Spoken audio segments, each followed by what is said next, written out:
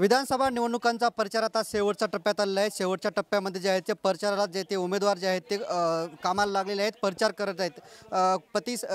पती पत्नीसाठी प्रचार करते, ते लेक वडिलांसाठी तर सून सासऱ्यासाठी प्रचार करते। असेच हिंगोली विधानसभेचे अपक्ष उमेदवार काँग्रेसमधून बंडखोरी केलेले माजी आमदार भाऊ पाटील गोरेगावकर यांच्या सूनबाई त्यांच्या सासऱ्यासाठी प्रचार करतायत। काय सांगाल, प्रचारामध्ये उतरलात? मी मागील 8 दिवसापासून प्रचाराला सुरुवात केलेली आहे। आमचं गोरेगाव सर्कलमधून मी सुरुवात केली होती प्रचारासाठी।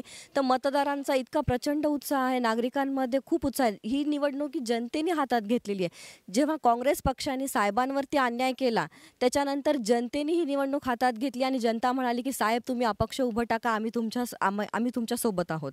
तर त्याच्यानंतर मतदारांमध्ये इतका प्रचंड उत्साह आहे। गावागावांमध्ये मी आता दौरे करत आहे, तर गावातली लोक म्हणतायत ताई अजिबात टेन्शन घ्यायचं नाही, भाऊराव पाटलांचा विजय हा नक्की होणार, आम्ही टेबलला साथ देणार। टेबल ही निशाणी भाऊराव पाटलांना दिलेली आहे, तर टेबललाच आम्ही मतदान करणार आणि साहेबांना प्रचंड मतांनी विजयी करणार, हे जनतेचं आम्हाला प्रत्येक गावागावांमध्ये उत्तर मिळत आहे। आणि तसेच जेव्हा साहेबांनी मागील 15 वर्षामध्ये जेव्हा साहेब आमदार होते, तेव्हा साहेबांनी बरेच विकास कामे केलेली आहेत। त्या विकास कामांच्या जोरावरच आम्ही ही निवडणूक लढवत आहोत आणि अजूनही आम्हाला विकासाच्या मुद्द्यावर आणि प्रगतीच्या वाटचालीने आम्ही पुढे जात आहोत। तर आता मागील 10 वर्षामध्ये प्रत्येक गावामध्ये मी पाहत आहे की काहीच विकास झालेला नाहीये। खेड्यांमध्ये रस्त्याच्या समस्या आहेत, नाल्यांच्या समस्या आहेत, बेरोजगारीचं प्रचंड प्रमाण वाढलेलं आहे, शेतकऱ्यांच्या सोयाबीनला भाव नाहीये, तसेच शेतकऱ्यांचे शेतीचं अतोनात नुकसान देखील झालेलं आहे। आता ग्रामीण भागामध्ये फिरताय, ग्रामीण भागामधल्या महिलांचे प्रश्न काय आहेत? महिलांचं एकच म्हणणं आहे की महिलांना सुरक्षितता मिळाली पाहिजे। तसेच लाडकी बहीण योजना जी सुरू केलेली आहे, त्याच्यामध्ये फक्त 1,500 रुपये देत आहे। तर महिलांचं म्हणणं आहे की 1,500 मध्ये आमचं काहीच भागत नाही।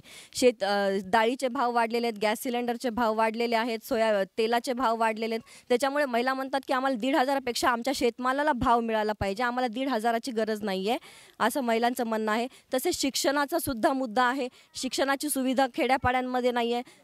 त्याच्यामुळे आम्हाला एकच आहे की महिलांना कुठेतरी न्याय मिळाला पाहिजे। महिलांच्या सुरक्षिततेचा प्रश्न ऐरणीवर आलेला आहे। आता प्रचार करताना किती विश्वास आहे की सासरे बुवा निवडून येतील म्हणून? कसं वाटतं प्रचार करताना ग्राउंडमध्ये? प्रचार करताना जेव्हा मी आता ग्राउंड लेवलवरती जातीये सगळीकडे खेड्यांमध्ये, तेव्हा प्रचंड उत्साह आहे महिलांचा सगळ्यांचाच आहे। वडीलधारी मंडळी सुद्धा मला असं बोलून म्हणतात की ताई तुम्ही अजिबात टेन्शन घेऊ नका, साहेबांचा विजय हा नक्की आहे। आजच विजयाची खात्री आम्हाला प्रत्येक खेड्यामध्ये मिळत आहे। निश्चितच हे होत्या माजी आमदार भाऊ पाटील गोरेगावकर, अपक्ष उमेदवार यांच्या सूनबाई। सासऱ्यासाठी जे आहेत ते आता ते प्रचाराच्या रिंगणात उतरलेत आणि गावोगावी जाऊन प्रचार करतायत। कॅमेरामॅन ज्ञानेश्वर वानखेडेसह मी रमेश चेंडके, TV9 मराठी, कलगाव, हिंगोली।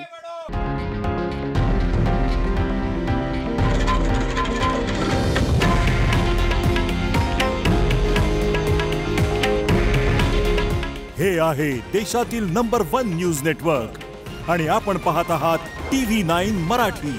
काळजी तुमची, हित महाराष्ट्राचं।